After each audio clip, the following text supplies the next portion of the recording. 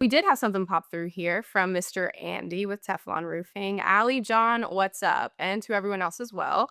Scott, I'm born and raised in West Virginia as well, in Charleston. So I was pumped to learn that you're in Parkersburg. Big red.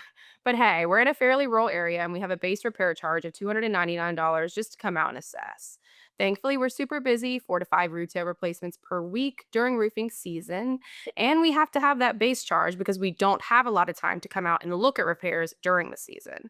We do get some pushback due to the service charge. Any thoughts on whether you think we should waive it, keep it the same, or so on? Thanks, guys. I just had this conversation yesterday with Jennifer about how we're gonna handle this. So we have tried everything. We've had $2,500 minimums, we've had $1,000 minimums, we've had $500 service charge, we've done free inspection. I mean, we've tried everything. And I truly can tell you when we had a $2,500 minimum for repairs, we sold just as many repairs as when we have a $500 minimum. The people that want a legitimate repair, they just want it done and they want it done right and they want a warranty with it. And at $2,500, we offer a warranty with it. We will warranty our repair at that price. At $500, we're not warranting it.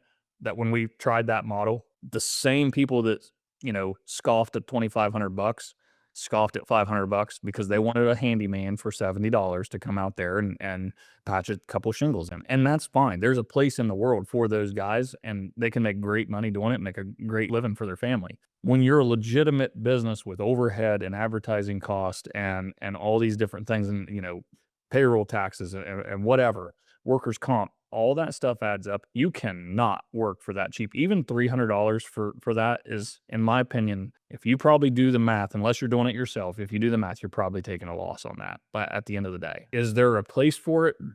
Because you might be able to turn it into a replacement or, get a great review. Sure. And if that's what your goal is, then by all means, plug away a direction. We've already built a great reputation, have a brand. We have to be efficient with our time now and really focus on what moves the needle for our company. And going out for $500 a shot just doesn't move the needle for us, unfortunately, as much as we want to. Now, with all that said, I just said a bunch of crap. With all that said, my sales reps are very capable.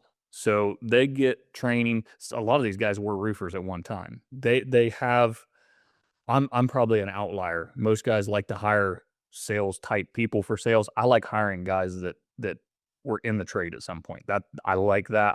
That's just that fits my model better. They keep equipped in their truck, a basic tool bag, nothing fancy, hammer, tape measure, pocket knife, utility knife, whatever. They keep some nails, they keep a roll of felt, just a little bit of stuff in their toolbox. And that way they can get up there. If we show up and they only want to repair, we just do it for free. If we're there already, well, that the money's already spent. The cost is already taken on. Well, at this point, we'll just do it for free since we're going to write you a replacement quote. This simple repair might get you by for a year.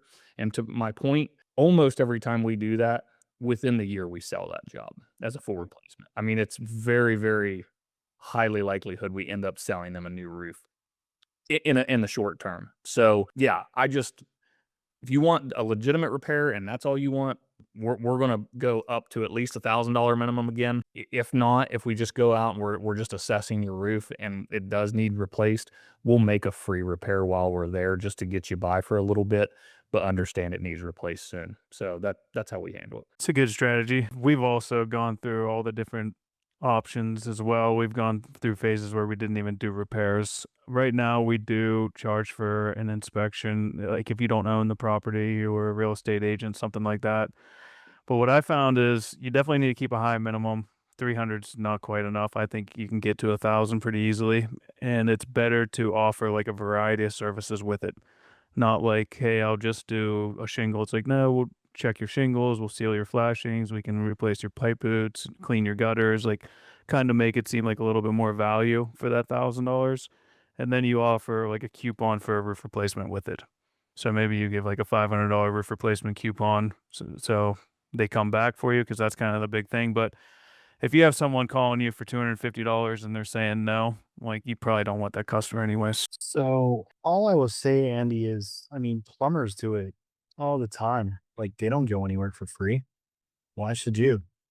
But I mean, what kind of language are you using to kind of explain and like legitimize that charge? Is that charge getting rolled into the actual cost of repair if they actually decide to work with you?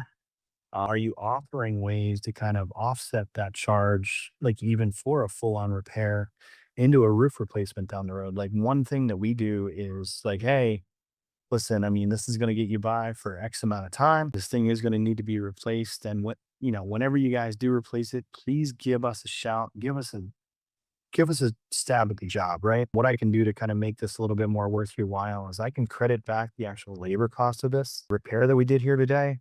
I can't take back the actual cost of materials, but you know, incentivize them to kind of like work with you down the road, turn that current business into potential future business. I like it. I like it. Thanks, gentlemen.